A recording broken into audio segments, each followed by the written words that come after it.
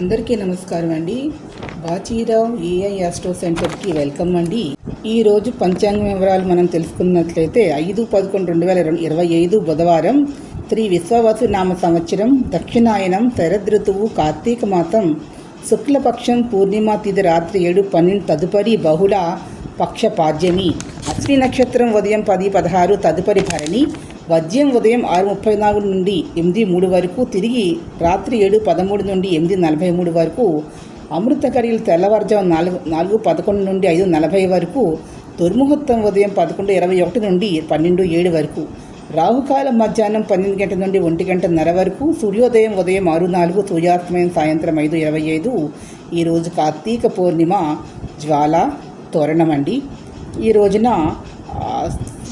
చంద్రుడికి సంబంధించినటువంటి పూజలు చేసుకునేటటువంటి వారందరూ కూడా సాయంత్రం 5:30 నుండి 7 లోపల చేసుకుంటే ప్రదోషకాలంలో చాలా మంచిది.